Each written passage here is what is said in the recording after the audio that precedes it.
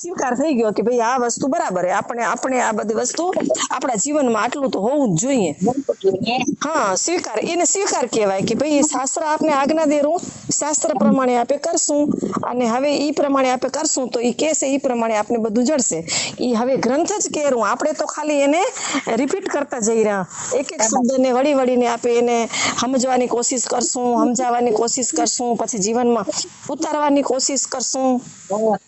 એમ કરતા કરતા આપણે ઈ વસ્તુ સાચી સત્ય છે, ઈ સત્ય છે એવું જ્ઞાન થશે કે ભાઈ ખરેખર આ સત્ય છે એમ, બરાબર.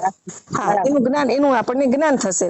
તો એમ કરતા કરતા આપણે જે પરમ પદ જે છે કે શાંતિનું ધામ છે ત્યાં સુધી આપણે ધીમે ધીમે હળવે એકદમ થી કઈ વસ્તુ સમજાય એવી તો નથી, બરાબર. હા, જે જેટલી વાત આવી એટલો સ્વીકાર કે ભાઈ બરાબર છે, ઓકે, બરાબર. એમ સતત આપણે, હા, સતત આપણું મન છે ને એમાં સમજાય તો ભલે હોય, સમજાય તો ભલે, ન સમજાય તો ભલે, યાદ રહે તો ભલે, ન યાદ ન રહે તો ભલે, પણ સાચી વાત એટલું આપણે મગજમાં અંદરથી સાચા હૃદયથી આપણને રાજીપો મન અંદરથી આમ રાજી થઈ જવું કપે કે ના કે કેવી વાત, કેટલી શાસ્ત્ર સાચી વાત કરી એમ. એક વાર સાંભળ્યું તો એમ જ થાય કે સત્ય છે સાચું. હા, બસ. તો એ શાસ્ત્ર કેટલી સાચી વાત કરેલું, તો આપણે હરેક શાસ્ત્રની વાત માનવી. હા, જીવને જો આગળ જવું હોય, આગળ વધવું હોય, ઊંડું ઉતરવું હોય તો એક શબ્દ શાસ્ત્રનો એને ગ્રહણ કરવો પડે, સ્વીકારવો પડે એમ. તો બરાબર. તો હવે હરિસરખા સદગુરુને વંદીએ કરવા પંચીકરણ પ્રકાશ પરમ પદ પામવા. તો હવે એને સચવટ શું કરી વાત કે પહેલેથી એને માણસને કહી દીધું કે મંદ બુદ્ધિ મતો પડે વિચારતા.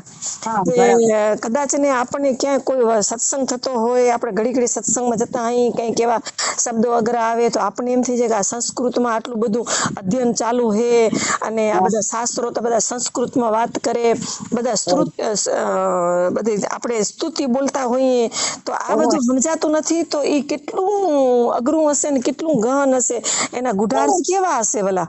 ભગવત ગીતાના આપણે શ્લોક આપે સંસ્કૃતમાં સાંભળી તો આપણે એનો ગુઢાર્થ સમજાય નહીં, બરાબર. એટલે આપણે એમ થાય કે આપણી બુદ્ધિ જ કામ નથી કરતી, એવું લાગે ને આપને. હા, એમ થાય કે આ બુદ્ધિ જ કામ નથી કરતી. તો એ શાસ્ત્ર એમ કહેરું કે ભલે ને એ તમારી બુદ્ધિ કામ નથી કરતી, એમાં થોડીક મંદ પડેલી એટલે કે ટૂંકી પડેલી. હા, મંદ પડે એટલે કે ટૂંકી પડેલી બુદ્ધિ, એમ કે બુદ્ધિ તમારી મંદ બુદ્ધિ છે, ટૂંકી પડેલી, છતાં પણ તમે ચિંતા ના કરો, એ ધીમે ધીમે અંદરથી પ્રગટ થશે. મંદ બુદ્ધિ પણ વિચાર તો તોડી નાખે મૃત્યુ તણા પાસ. કે મૃત્યુ તણા પાસ એટલે કે મૃત્યુ એટલે કે જન્મ મરણ, એ રોજ જીવ જન્મે રો ને રોજ મરે રો, રાતનો હુઈ જાય તો અહીંયા આપણે કાંઈ ખબર નથી પડતી ને હવારે આપે પાછા ઉઠી રહ્યા, બરાબર. અને એવી રીતના તો ઈ ક્ષણે ઈ કર્મમાં બંધાયેલો, અને કર્મમાંથી ઘડીક છૂટેલો ને વળી પાછો બંધાઈ જાય.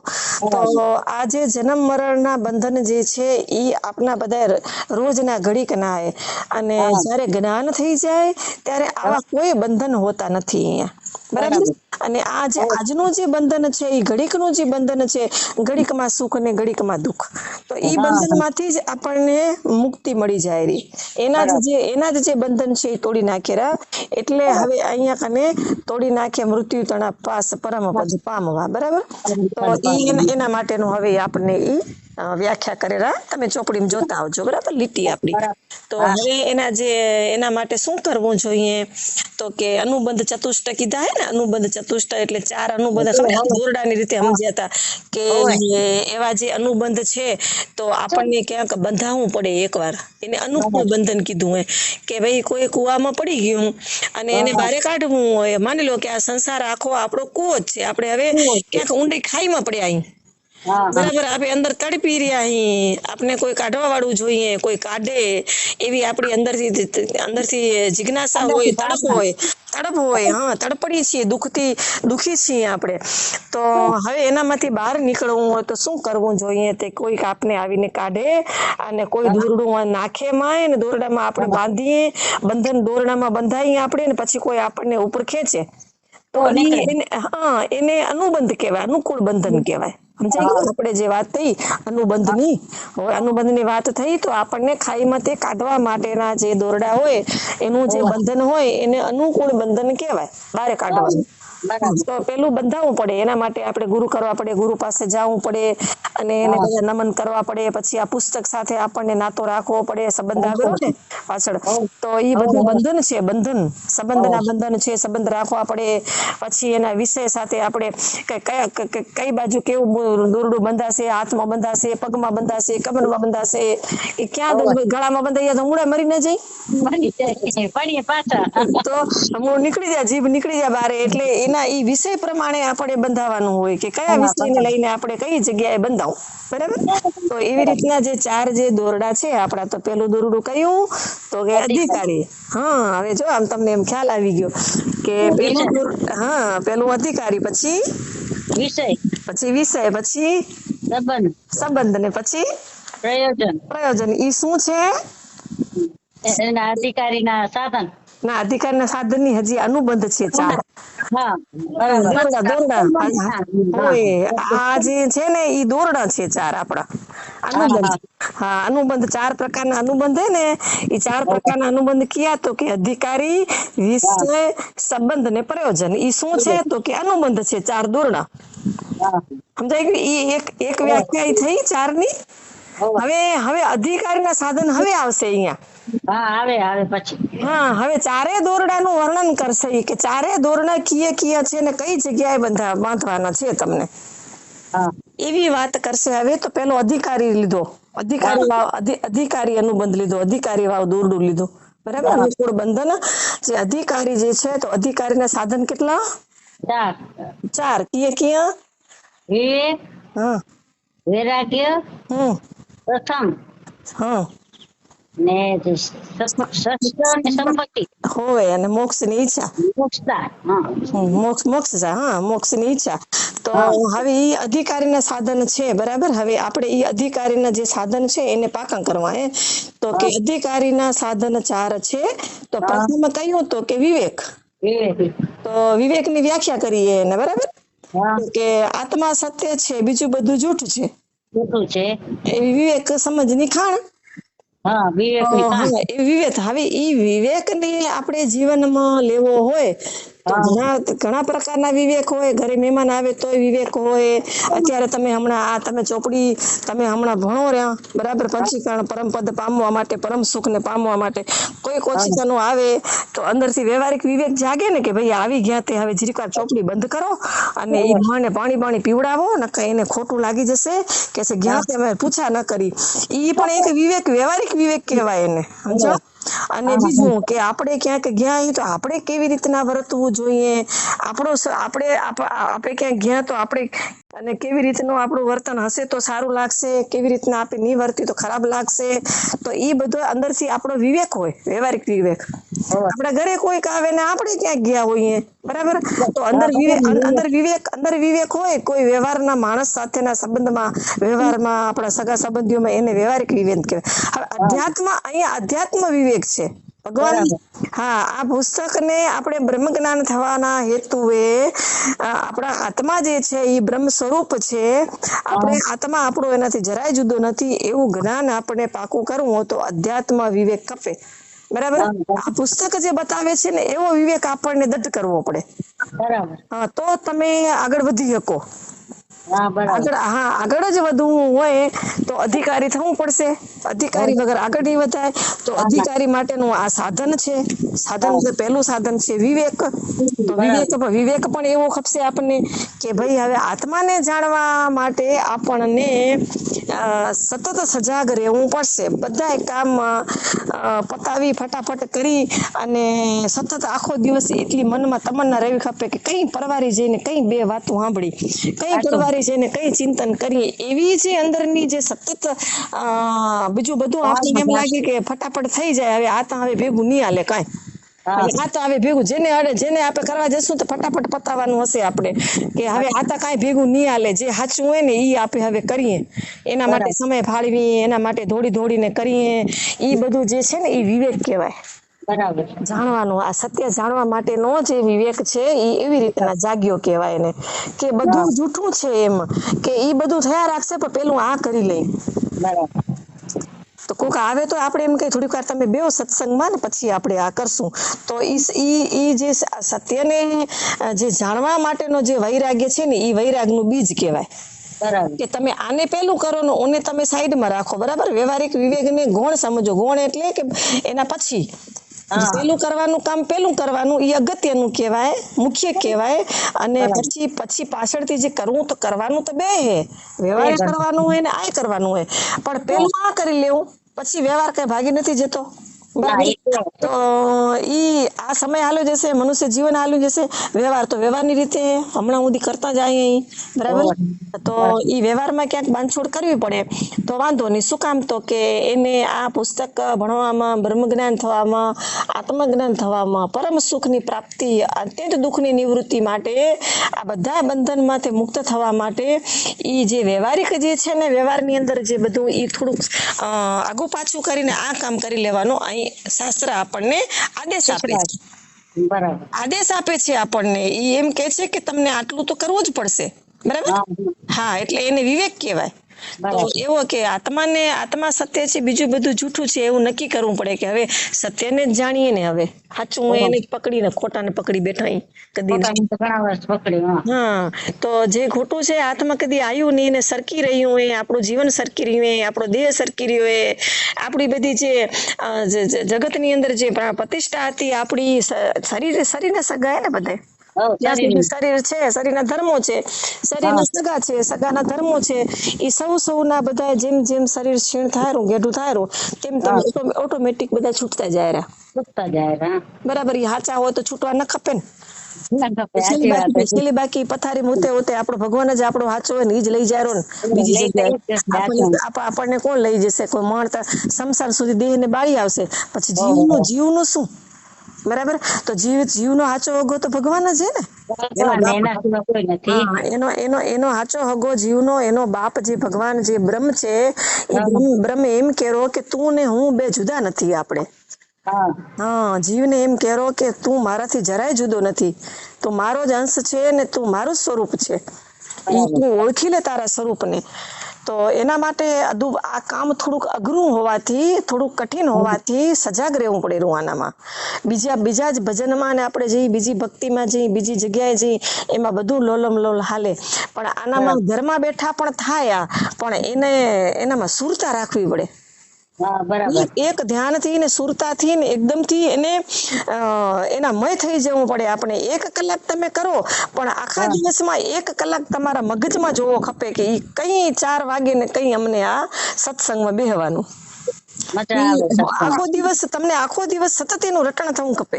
ઓલી ભમરી કેમ ભમરી ઈયળને લઈ જાય અને પછી ઈયળને મૂકી દે ઓલે માટીના એના દરમાં, અને પછી એને ડંખ મારીને જાય ઈ બીજે ફૂલમાં ને, તો ઓલી ઈયળ એનું ચિંતન કર્યા રાખે કે કઈ મને ભમરી આવશે ને ડંખ મારશે, કઈ મને ભમરી આવશે ને. એમ કરતી કરતી ઈયળ હે ને ઈ ગાડર ભમરી બની જાય. એમાં આપણે આખો દિવસ બ્રહ્મનું ચિંતન કરતા નિયમ જાય ને તોય તમે બ્રહ્મ સ્વરૂપ થઈ જશો. આ એટલું પાવર એ આનામાં, પંચીકરણમાં, બરાબર. એટલું પાવર એનામાં. તમે કરતા કઈ તમે બ્રહ્મ સ્વરૂપ થઈ જશો, એ તમને ખબર નહીં પડે. કેમ થશે કે કેટલો આનંદ આવેરો. બરાબર. તો ઈ વિવેક એવો હોય.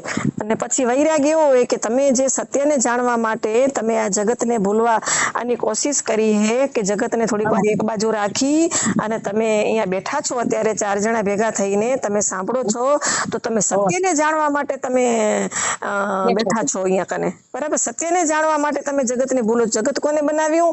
તો કે ભગવાને બનાવ્યું. ભગવાન કોણ છે? તો કે ભગવાન સત્ય છે. સત્ય એ જ પરમેશ્વર, બરાબર. સત્ય જે છે ને ઈ જ ભગવાન છે ને ભગવાન ઈ સત્ય છે, બીજું બધું અસત્ય છે. એ જે ભગવાન જે બ્રહ્મ છે, જે સાક્ષાત પરમાત્મા, ઈ માત્ર એક જ સત્ય છે. બાકી બધું જ સૃષ્ટિની અંદર બનેલું બધું મિથ્યા, બરાબર. બધું જૂઠું હોય. તો ઈ જૂઠું ને પાછું દેખાય હું આપણે એને વાપરી રહ્યા, અનુભવી રહ્યા, તો બનાવનારો તો ભગવાન જ છે ને. ઈ બનાવી ભગવાન, ની રક્ષા ભગવાન કરે રો, બધું ભગવાન લઈ લેરો આપણા હાથમાંથી, બધું આપી દે રો. ઈ બધું લીલા તો ભગવાન ની હે. તો થોડુંક આપણે ભગવાનનું કામ કરવા બેઠા તો ભગવાન ઉપર છોડીને બેસી જઈએ, એમાં વાંધો શું? બરાબર. હા, એટલે ઈ વૈરાગ્ય કહેવાય એને, કે ભાઈ સત્યને જાણવા માટે બેઠા હે. કઈ આપણે આપણી ફરજો તોડવી પડે, ક્યાંક 2 ઘડી જવું પડે, કોઈક 2 શબ્દ કે સાંભળવું પડે, તો બધું કરવું પડે. ઈ બરાબર. શું કામ? તો કે આપણે જે સાંભળવા જઈ રહ્યા ઈ જે ઘરે સંભાળેલો ને ઈ બીજો નથી ત્યાં, ઈ છે હા, એક જ છે. ઘરે બોલ્યા વાળો ઈ છે, ઘરનું સંભાળ્યા વાળો ઈ છે, ઘરની રક્ષા કરવા વાળો ઈ છે. કયો હે? તો કે જેને આપણે સાંભળવા જઈ રહ્યા ને ઈ, હા, જેને આપણે ચોપડીમાંથી પ્રગટ કરવાના છીએ આત્માને. આત્મા. એવું જ્ઞાન થઈ જાય કે ભરોસો પાકો થઈ જાય કે હા. ભાઈ અમે જેને સાંભળવા જઈ રહ્યા ઈ પાકે પાઈએ બધી જગ્યાએ છે. ઈ પરીક્ષા કરશે આપણી, પણ પછી સાંભળીએ ઈ જ લેશે અને ધીમે ધીમે ધીમે ધીમે બધું જ સારું થઈ જશે. કોઈ નુકસાન થાય એવી વસ્તુ જ નથી અહીંયા. થોડોક સમય લાગે આપણને, ઘરમાં બધા કેવા વાળા કે બોલે કે શું હવે તમે વાહે પડી ગયો પંચીકરણ કરીને ને માતાજી તમને બધું ભૂરાટીયું કર્યું અને એ જઈ જોઈ કે છે અમારે આ કરવું ને તે કરવું ને એમ કદાચ ડોહલા કચ કરે ના ભલે કે વાંધો નથી ને કાંઈ. કદાચ ઘરવાળા ને બારવાળા ને બધાને ગામવાળા ને પાડોશી ને પેટ તોડાય થાય. હવે તતડ બંધ થાય ને. પણ તમને એક જ વાત યાદ રાખવાની કે ઈ બધી પરીક્ષાઓ હોય ને એનામાં ઈ જ બેઠો હોય. કયો? તો કે તમે ચોપડીમાં ગોતવા નીકળ્યા હોય ઈ. હા, ઈ હાચું. હા, ઓતપ્રોત થાય પછી સંસારમાં ઈ જ દેખાય આપણને. જેટલું અત્યારે હમણાં આપણું ખરાબ આપણે પરીક્ષા કરવા સારું કરીને આપણી પરીક્ષા કરેલો હમણાં, પણ એટલો જ ઈ પાછો અખર થઈને આપણે સામે ઉભો રહેશે. અમારું કેમ બધું હવે આપને એમ લાગે કે બધું દિવ્ય દેખાય. તમે આજ અમારા સગા વાલા અમને આજ દિવ્ય દ્રષ્ટિથી અમે જોઈ, તમે અમને જુઓ. બધા આપણે કેવી રીતના સાધુ સંતોને બધા આપણે ઓળખતા થઈ ગયા. તો આજે આપણે સગા સંબંધમાંથી આજે આ રસ્તો પકડ્યો તઈ આપણે આ જાત્રા ચાલુ થઈ ને આપણી. હોય ને પણ શરૂઆત તો એવી નહીં થઈ હોય ને. શરૂઆતમાં તો કેવું થયું હશે? એ તો શું હોય. એટલે ઈ તો શરૂઆત તો બધાયની એવી જ હોય. સાચું હોય. સમજાણું કે ને? કાંઈ ડાયરેક્ટ સીધા લાડવા ખાવા નથી ચડતા ને. ના ના સીધા ના ખાંડાની, ચડે. હા, ખાંડાની ધારે. એટલે મેં આજ ફોનમાં તમને મારો સત્સંગ કરવાનો હેતુ ઈ કે તમને રોજ આવું બળ મળે, શક્તિ મળે તમને. હા, સાચું. હા, રોજ તમને સત્સંગમાં નવી નવી શક્તિ આપણે અંદરથી પ્રગટ થાય અને સેજે સેજે આપણે ભવસાગર તરી જાય. બરાબર. સેજે સેજે આપણે આ દરિયો તરી જવાય કે આ સંસાર છે ને ખરેખર સાગર છે. એટલો ભયંકર મધદરિયો એ કે તમારા નાવડિયું તમે આમ હાકલો તો ઉપાધિ ને આમ હાકલો તો ઉપાધિ. હવે તમારા સત્સંગમાં જાગ્યા પછી નાવડી તમારી મધદરિયે કહેવાય કે સંસારમાં જાઓ તો ઉપાધિ ને આગળ ક્યાં જવું? હા, ઈ હાચું. તપલા મારીને ક્યાં જવાનું? ક્યાં જાઓ તમે? હવે કોક કરાવે એટલું થાય. પછી નાવડી એટલે હાકે, નાવડી હાકારા વાળા હાકેલી હાકે વળી અહીંયા જ ઊભી થઈ રહે. સાચું. એટલે ઈને મધદરિયો કહેવાય. પણ સદગુરુના ભરોસે નાવડી હાલેરી કે સદગુરુ તમે મારા તારણ હાર. બરાબર, આપણે ભજનમાં ગાઈ રહ્યા કે ભાઈ આ ઊંડા જળ અને આ બધું કેમ કરીને મારી બેડલી પાર ઉતરશે. તો આ બધી બેડલીઓ જે છે એને પાર તમારે આ દોરડા કીધા એ બધાય. એમાં અધિકારી નામનું જે દોરડું છે એનામાં પેલો વિવેક, પછી વૈરાગ્ય અને પછી સઠ સંપત્તિ આવે. તો સઠ સંપત્તિ એટલે કે 6 પ્રકારની અંદર જે સાધના કીધી છે એવી જે જીવ સાધક હોય ત્યારે એ 6 પ્રકારે પરિપક્વમ થાય. તો હા, 6 પ્રકારે પરિપ્રકમ થાય એને સઠ સંપત્તિ કીધી છે ભગવત ગીતામાં. દેવી સંપત્તિ અને અસુરી સંપત્તિની જ્યાં વાત આવે ત્યાં જે આ દેવી સંપત્તિ છે જે 6 પ્રકારની, તો 6 પ્રકારની જે સંપત્તિ છે એમાં સમ, દમ, શ્રદ્ધા, તિતિક્ષા, ઉપરતિ ને સમાધાન. બરાબર. હવે એની જે વ્યાખ્યા કરીએ એમાં આપણે સમજતા જઈએ એક પછી એક. તો કે પેલું કીધું સમ. બરાબર. તો હા, સમ. તો સમ કીધું તો સમ એટલે મનને રોકવું. બરાબર. એટલું તમે મગજમાં ઉતારતા જજો ને સ્વીકાર કરતા જજો કે યાદ એટલું રહે એટલું પણ મગજમાં ઉતારી લેવાનું. બરાબર. કે જે સમ શબ્દ આવે એટલે સમ એટલે મનને રોકવું અને દમ એટલે ઇન્દ્રિયો રોકી. દમન કહે ને આપણે, દમન હોય, કર દમન. જે વલોણું હોય ને કે ઓહમ સોમ મારું વલોણું, એટલે આપણે જે છાયા વલોવી તઈ આપણે એનું વલોણું કરીએ, દમન કરીએ. બરાબર. તો હા, તો વલોણું કરીએ, દમન કરીએ તઈ માખણ ઉતરે ને. તો ઈ જે દમન જે છે ઇન્દ્રિયોનું દમન કીધું છે અહીંયા. દમ એટલે ઇન્દ્રિયોને રોકવી. કે ઇન્દ્રિયો અત્યારે તમે બેઠા છો તો તમારી ઘડીકમાં તમારે પાણી પીવામાં જાય જીભ, ઘડીકમાં તમારું કઈ નાસ્તો કરવામાં જાય, ઘડીક દોડીને બારે કંઈક વાગતું હોય, સાંભળાતું હોય ને એ તમે જુઓ તો અને રવાડી નીકળી હોય બાજુમાંથી તો દોડીને જોવાનું મન થાય. આંખેથી પગને ઊભા કરીને ઢેહડીને જાય, 80 કિલોનું શરીર ઢેહડાઈને જાય તો ઇન્દ્રિયો ભાગેરી. સમજાઈ ગયું કે ક્યાંક વાગે ને ગાજે ને ક્યાંક સુગંધ આવે ને શું તમે બનાવી આજ તો ઈ સુગંધ આવે તો નાકની ઇન્દ્રિય ગઈ ત્યાં નાક ઇન્દ્રિય ગઈ એટલે ભેગા હાથ ગયા ખાવાનું આખું શરીર જાય હાથ જાય એટલે અને ક્યાંક વાગેરું ને ગાજેરું કાન સાંભળે રહો શ્રોત્રિય ઇન્દ્રિય તો આંખને જોવાનું મન થઈ ગયું એટલે પગ દોડીને જાય તો આખું શરીર જાય ને ભેગું તો ઈ ઇન્દ્રિયો જે છે તો ઈ એને રોકવી ઇન્દ્રિયોને રોકવી તો એને દમન કીધું તો ઇન્દ્રિયો જે ખાવાની જે ઇન્દ્રિય છે એને રોકવા માટે આપણે એકાદશીની વાત આવી હતી ને અઠવાડિયામાં તમે અઠવાડિયામાં 2 વખત રાત્રિનું ભોજન છોડી દો અથવા તો 15 દિવસમાં એકટાણું જમો 11નું મહિનાનો એકાદો ઉપવાસ કરી લો આખો તો ઈ જીભ તમારી ઓટોમેટિક એનાથી જ બધી ઇન્દ્રિયો તમારી બધી ઇન્દ્રિયોમાં દમન થતું આવશે તમે ખાલી જમવા ઉપર જ કાબુ રાખશો ને જીભને થોડીક તમે જમવામાં સ્વાદમાં ઓછું કરશો જેવું હશે હું ફાવશે દોડશે ગમશે 4 શબ્દ યાદ રાખવાના બધું જેવું હશે એવું ગમશે એટલે ફાવશે ભાવશે બરાબર ચાલશે દોડશે ને ફાવશે ને ગમશે આવું બધું વલણ રાખવાનું કે જીવનના વ્યવહારની અંદર જે એમ હાલશે નહીં દોડશે ફાવશે ગમશે બરાબર તો ઈ બધું આ ઇન્દ્રિયો દમનમાં આવશે દમમાં તમે હરતા ને ફરતા જે છે એને તમે આવી રીતના ઇન્દ્રિયોને દમન કરવા માટે તે છતાં ન થાય તો થોડાક મંત્ર જાપ કરી લેવાય બહીને માળાઓ કરીને આપે પગ જે છે એને મંદિરે જવાય પછી બહુ રખડમાં આવવા જવામાં ને થોડુંક મનને બહિર્મુખ વધારે થઈ જતું આપણે મંદિરે જઈ આપણે દર્શન કરવા જઈએ તો માત્ર ભગવાનના જ દર્શન કરવા અને દર્શન કરીને પાછું આવવું હોય પછી કોણ શું કરેલું આંખને પછી કાબુમાં રાખવી પડે કે ભાઈ આપણે દર્શન કરી રહ્યા બાજુવાળા કેવી રીતના દર્શન કરી રહ્યા તમે ક્યાંથી આયા તમે કેમ આયા તમે શેનામાં આયા તો તમે શું કરતા હતા અને આમાં શું હાલેરું એ બધું કરો એટલે બધું તમારી ઇન્દ્રિયો બહિર્મુખ થાય રહી સમજાઈ ગયું તો એવું થઈ જતું હોય તો એ મંદિરે જવાનું જ બંધ કરવું પડે નથી થતું તો ઈ દમન કહેવાય ઈ ઇન્દ્રિયોનું દમન છે કે તમે ગમે ત્યાં તમે આવો જાઓ બધી જગ્યાએ મંદિરે જાઓ એમ તમે વ્યવહારમાં જાઓ બધી જગ્યાએ તમે આવો જાઓ કોઈ વસ્તુ તમને ક્યાંય નડશે નહીં પણ તમે ઇન્દ્રિયો તમારા કાબુમાં હોવી જોઈએ બસ એને કહેવાય દમ અને સમ્ય એટલે મનને રોકો ઈ થોડુંક અઘરું કામ જોવે માળા કરવા બઈ મન ભાગે બરાબર હવે બધાના મન ન ભાગતા હોય તો કોકના તો ભાગતા હોય ને અહીંયા બેઠા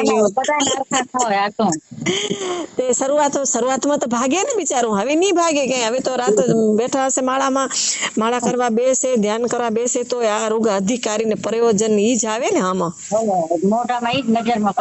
ઈ જ નજરમાં આવે એટલે પેલું પગથિયું તો અહીંયા જ પાકું થવા માંડ્યું કે મન જતું જ અટકી ગયું ઓટોમેટિક મન ભટકતું તું મન ભાગતું તું એની જગ્યાએ મન ધંધે લાગી પડ્યું હવે તો ધંધે શેનામાં લાગી પડ્યું કે હવે મનને ખબર પડવા માંડી કે મારું અહીંયા હાલશે જ નહીં કાંઈ હવે તો આત્મા અંદરથી બારે આવી હવે આત્માનું દર્શન થાય આત્માનું જ્ઞાન થાય અને આત્મા તો બ્રહ્મ છે બ્રહ્મ તો ભગવાન છે હવે અહીંયા ક્યાં મનનું બિચારીનું હાલશે ઈ દોડીને જશે તો શું કરશે શું કરી લેશે આવી બિચારું થઈ ગયું મન બિચારું થઈ ગયું આ અભ્યાસ કરવાથી મન જે શક્તિશાળી હતું સાધના કરતું હતું અને એવું અભિમાન લઈને ફરતું હતું મન કે હું સાધના કરું છું હું તો આટલા જપ કરું છું હવે તો મારું બધું મન લાગી જાય છે ઈ બધું મન જે હતું ને પોતે કઈક પોટલા બાંધતું હતું અંદર બેઠું માં ઈ બધા પોટલા બંધ થઈ ગયા હવે ડાયું થઈ ગયું મારું કાંઈ નહીં હાલે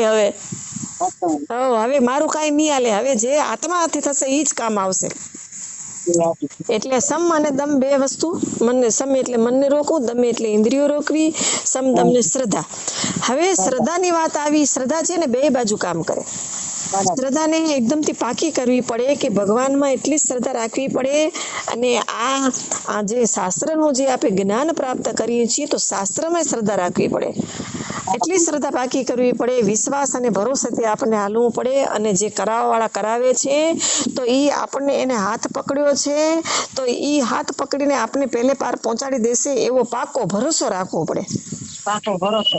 ગમે એટલા તમને છે ને તમારી પરીક્ષાઓ કરે, તમને આડાવડા કરે, તમને ઊંધે ઉછાળે, ભોય પછાડે, તમને બે શબ્દ આડાવડા કહી દે, તોય કદી પાણી પેટમાં ન હલવું ખપે કે ભાઈ આપણા અંદરના પડેલા કચરા જ કાઢવા માટે આપણને આ ગુરુ આપને બે શબ્દ હા કડવા બે શબ્દ આવે તો સમજી લેવાનું કે આને દવા થોડીક ઓછી દેવી પડશે હવે, હા બરાબર. અને થોડીક કડવી દવા જ પીરાવી પડશે અને તો જ મેલેરિયા મટશે, પાકો ના માટે. નકર ના મટે. તો રોગ ભવના રોગ પડ્યા હોય એને કઈક દવાઓ કડવી પીવી પડે ને. હા બધા હરખા અધિકારી બધા હરખા તો હોય નહીં, બધા એક પગથિયામાં તો હોય નહીં, કોઈ પેલા પગથિયામાં, કોઈ 5મામાં, કોઈ 10મામાં, એટલે બધા વારા પરથી પગથિયામાં જોડાતા જાય ને હાલે જાય. એનામાં બધાને દેખાદેખી કરવું હોય ને પોતાવાળી કોક કરતું હોય તો એને એક ચમચી પીડાવી દેવાય એને કડવી દવાની. એટલે ઈ ટાઢું થઈને બેહી રહે પાછું કે સાચી વાત આમાં મારી ડબ નહીં હાલે, આમાં શાસ્ત્ર કે ઈ પ્રમાણે જ ગ્રહણ કરવું પડે, સ્વીકાર કરવો પડે, આમાં સીધો પોતાવાળી ના હાલે. એટલે એવો પાકો ભરોસો એને કીધી શ્રદ્ધા. બરાબર, 3 થયા. હવે 3 રહ્યા. હવે આવે તિતિક્ષા. હા તિતિક્ષા એટલે સુખ દુઃખ સહન કરવું. સીધી વાત કે જે સુખ આવ્યું હોય તો સુખમાં ભૂલાઈ ના જવું જોઈએ કે ભાઈ આ સુખ આવ્યું હાથમાં આવશે એટલે પછી લાડવા અને એ કબાટમાંથી નવી સાડીઓ અને પછી નવી બેનપણી ગામમાંથી જેટલી ભેગી થાય એટલી ઈ આવ્યું સુખ આવ્યું. બરાબર, હા ઈ ઘડીક આવ્યું સુખ આવ્યું, એકલપણું હતું મટી ગયું અને ઉથારાપણું હતું મટી ગયું ને એ નવો ઉત્સાહ ને વ્યવહારમાં ને મોજ ને મસ્તી ને ખાવું ને પીવું ને મજા કરવું ને કોઈ કાંઈ ના કે કેમને કાંઈ બધા આનંદ. એટલે ઈ સાંસારિક સુખની થોડીક વ્યાખ્યા આયા. બરાબર, ઈ આવે ને જાય. સમજાઈ ગયું? હા 3 દિવસ માટે હોય પણ એમાં ફસાવું નહીં કહેવાનું, કરી લેવું બધું. હોય કરી બધું લેવું પણ ફસાવું નહીં. એક જ વાત યાદ રાખવાની, આ શાસ્ત્રના મેન સૂત્ર યાદ રાખવાના, કરવાનું બધું છે. તમે જ્યાં છો એવા ને એવા એવી રીતના રહ્યો પણ ક્યાંય ફસાવું નથી, આપણને બંધાવું નથી ક્યાંય. બરાબર, આપણને કોઈ બાંધી જાય ને આપણે કોઈ આપે બંધાઈ જઈ એવો વ્યવહાર હવે આપણાથી કરવો નહીં, આપણાથી થાય નહીં. એના માટે શું કરવું તો કે સત્સંગમાં રહ્યો કાયમ, બધું ભલે કરો પણ સત્સંગ છોડો નહીં, તો જ તમે બંધન મુક્ત રહેશો. નહીતર તમે ઘડીકમાં બંધાઈ જશો, ગમે ત્યાં કોક બાંધી લેશે, કોકના કર્મમાં હોકારા દેવામાં, કોકને કાંઈક કહેવામાં, કોકનો કોઈક ભાવમાં, ક્યાંક અભાવમાં, બરાબર, ક્યાંક ખાવામાં, ક્યાંક પીવામાં. કર્મ તો કેટલી પ્રકારનું એમ છે ને કે એક જ પ્રકારનું કર્મ આપને બાંધેલું. જન્મના જઈએ આપણા કર્મના ફળ દેવા આવે અને દુઃખ આવે તો આપણે એટલા બધા ભયભીત થઈ જઈએ કે બધું ભૂલાઈ જાય. ત્યારે ભરોસો રાખવો પડે પૂરેપૂરો કે આવ્યું એ આપણા જ કર્મનું ફળે અને આવ્યું એ એનો સમય લઈને આવ્યું અને સમય સાથે હાલી જવાનું છે. આપણે આપણા સત્સંગમાં એમ ને એમ જેવા છીએ એવા ને એવા રહેવું.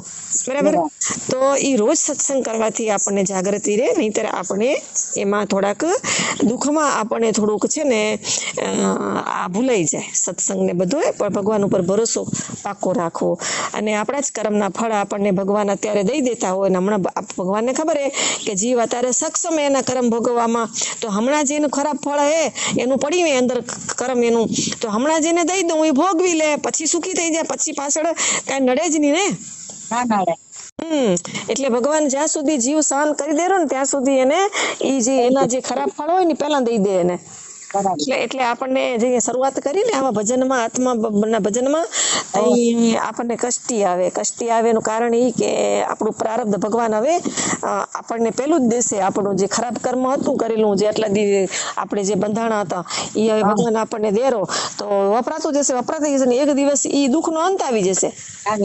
હા, ઈ જે ખરાબ ફળ હોય ને, જે આપણનું વિઘ્ન કરતું ફળ જેને કહેવાય કે આપણા જે કર્મના જે દિવાલો જે છે, આપણાથી કોઈ કેવું કોકને દુખિત કરાઈ ગયું હોય કે આપણાથી કોઈ સારું કર્મ નથી હોય, કઈ ને કઈ જીવ અભાવમાં હાલતો હોય ને, કોકના પ્રત્યે અભાવ થઈ ગયો હોય, કોકને બે શબ્દ કહેવાઈ ગયા હોય, તો ઈ જે કર્મના ફળ હોય અત્યારે ભગવાન આપણને આપી દે હમણાં કોકના માધ્યમથી, એટલે ભોગવાઈ જાય. પછી પરમ સુખ આવવાનું જ છે એ નક્કી જ આ પુસ્તકમાંથી. સમય એ હાલ્યું આવશે પોતે પોતે. જેમ જેમ તમે એનામાં ઓતપ્રોત થતા જશો તેમ તેમ તમારા બધા કર્મો ઓછા થતા જશે, કર્મ કપાતા જશે, જીવ એકદમ આનંદમય થતો જશે અને એક દિવસ આનંદ સ્વરૂપ બની જશે. તો હવે એ શ્રદ્ધા એવી રાખીને સુખ દુઃખ સહન કરવા, બરાબર. પછી એને કહેવાય તિતિક્ષા.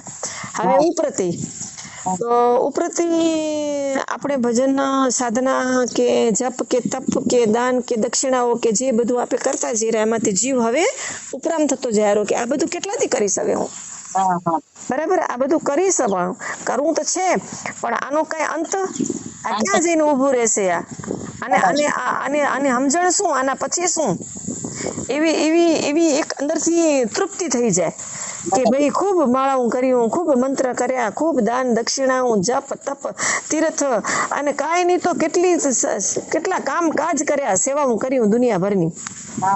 જે આવ્યું એને ખવડાયું, જે આવ્યું એને પીવડાયું, જેને જેટલી આપણે જે થયું આપણા સંસારમાં આપે આટલા આજ દિવસ સુધી કર્યું. તો હવે જીવ એમાંથી ઉપરામ થઈ ગયો, હવે કાંઈ નથી જોઈતું, બસ હવે મારે મારું સ્વરૂપ ઓળખાઈ જાય, મને આત્માના દર્શન થઈ જાય અને બસ મને હવે શાંતિ જોઈએ. એવું એને જીવને ઉપરામતા કહેવાય. એને જીવ ધરાયેલો, સંસારમાંથી જીવ ધરાઈ ગયો, સમજાય? હા, સંસારમાંથી જીવ ધરાઈ ગયો એને ઉપરતી કહેવાય. ઉપરતી એને આપણે સાધના કરતા હતા કંઈક ભગવાન કને કંઈક જોઈતું હતું એટલે કરતા હતા. હવે હવે હવે આપણે હવે જીવે જ હવે બધું જીવ બધું તૃપ્ત થઈ ગયો કે હવે ભાગ્યમાં હતું એ મળ્યું ને મળવાનું હતું એ મળી ગયું, ભોગવાનું ભોગવી લીધું. હવે શું, હવે આપણું પોતાનું ઘર ગોતી લઈ, આત્માની ઓળખ થઈ જાય. હવે તો આપણો સમય પૂરો થઈ ગયો, હવે આજ નહીં કરી તો પછી કઈ કરશું? ભગવાનને આજ પ્રાપ્ત નહીં કરી તો પછી કઈ કરશું? હવે ભગવાનનો ને આપણો નાતો, બસ બીજા નાતા જ નહીં, ભગવાન સાથેનો નાતો સમય આવી ગયો એમ. એટલે એને ઉપરતિ કહેવાય. ઉપરતિ થઈ અને હવે એ ઉપરતિમાંથી જીવ હવે એકદમથી એને સમાધાન થઈ ગયું, જીવ સમજી ગયો કે હવે આ બંધન વગર જે બંધન જે છે તો એ બંધનમાંથી મુક્ત થવું પડશે. હવે મને જો સુખી થવું હોય, મને પરમ ગતિની પ્રાપ્તિ કરવી હોય, પરમાનંદની પ્રાપ્તિ કરવી હોય અને બધા દુઃખમાંથી નિવૃત્તિ કરવી હોય તો આ બધા બંધનમાંથી મુક્ત થવું પડશે મને, એવું જીવ સમજી જાય, બરાબર. અને હવે એ ઉપરામ થઈ ગયો અને પછી ઉપરામ થયા પછી એને સમજણ તો ખપે ને શું કરવું એમ હોય. એને હવે શું કરવું હોય ને એને ખબર પડી જાય પછી કે હવે મને જે છે ને હવે આ બંધન મુક્ત થવું પડશે. એકવાર આ જેટલા મારા બંધન છે ને બધા બંધનમાંથી હું મુક્ત થાઉં, બધા મુક્ત થાય